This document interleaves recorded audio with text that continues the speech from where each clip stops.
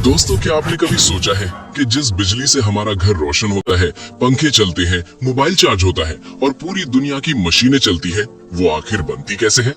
हम हर दिन switch on करते हैं और तुरंत लाइट जल जाती है, लेकिन इसके पीछे जो पूरी कहानी है वो बेहद दिलचस्प और थोड़ी जटिल भी है।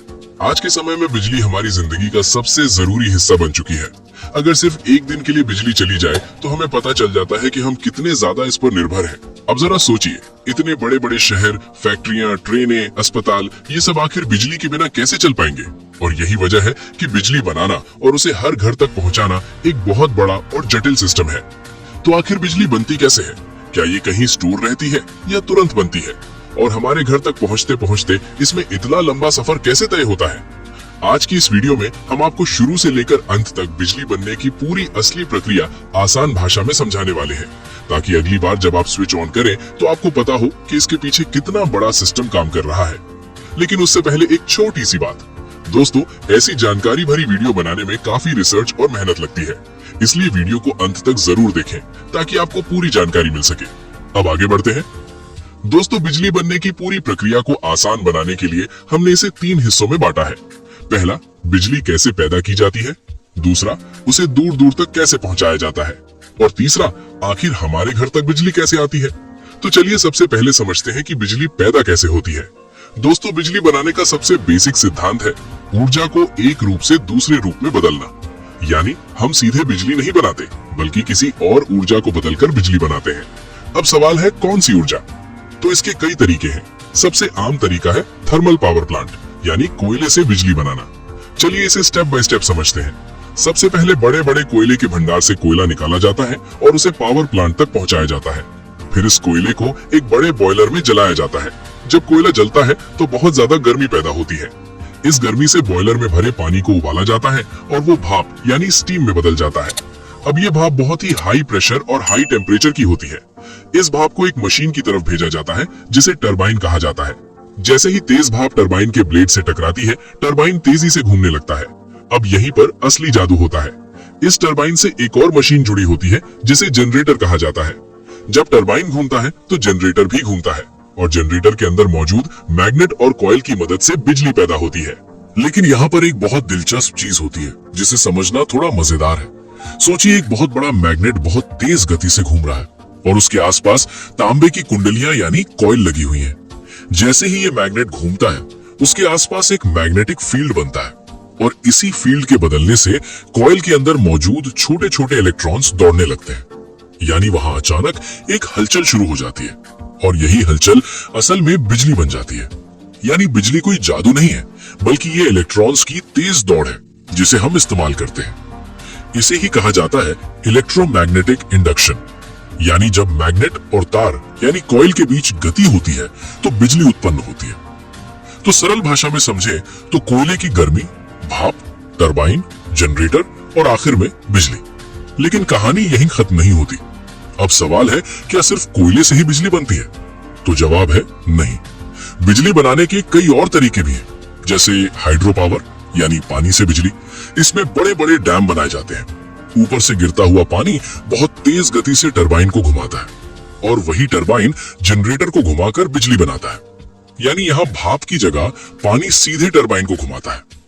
लेकिन यहाँ पर एक दिलचस्प बात और भी है। अगर डैम में पानी कम हो जाए तो बिजली बनना भी कम हो जाता है। यानी हाइड्रो पावर पूरी तरह पानी पर निर्भर करती है। इसीलिए आपने देखा होगा कि गर्मियों में जब पानी का स्तर कम हो जाता है तो कई जगहों पर बिजली की कमी भी महसूस होती है। और यही कारण है कि बारिश का सीधा असर बिजली उत्पादन पर भी पड़ता है। इसके अलावा आता है विंड एनर्जी यानी हवा से बिजली। आपने बड़े बड़े पंखे जैसे विंड टरबाइन देखे होंगे। जब हवा चलती है तो ये टरबाइन घूमते हैं और जनरेटर बिजली पैदा करता है। इसी तरह सोलर एनर्जी भी है। इसमें सूरज की रोशनी को सीधे बिजली में बदला जाता है।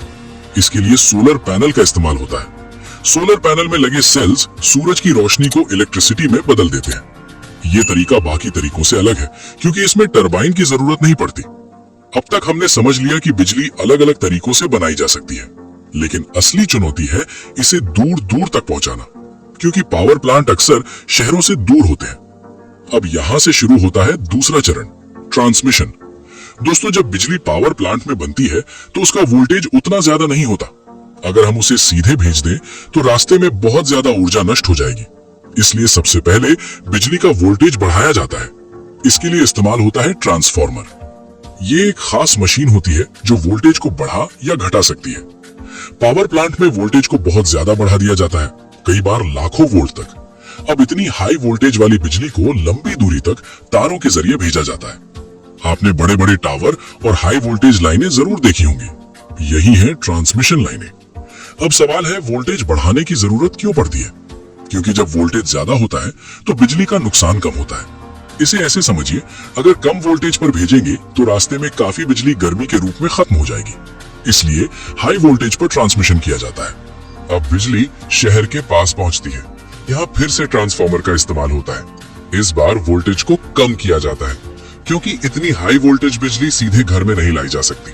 अब शुरू होता है तीसरा चरण, डिस्ट्रीब्यूशन यानी वितरण। शहरों और गांवों में छोटे छोटे ट्रांसफार्मर लगाए जाते हैं।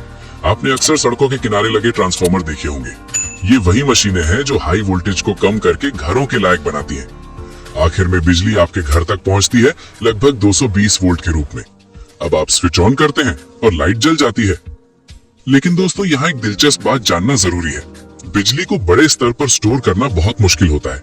यानी जो बिजली आप अभी इस्तेमाल कर रहे हैं वो उसी समय बन भी रही होती है। पावर प्लांट लगातार डिमांड के हिसाब से बिजली बनाते रहते हैं।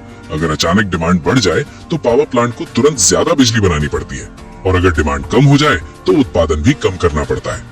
इसीलिए बिजली का पूरा सिस्टम बहुत ही संतुलन के साथ चलाया जाता है।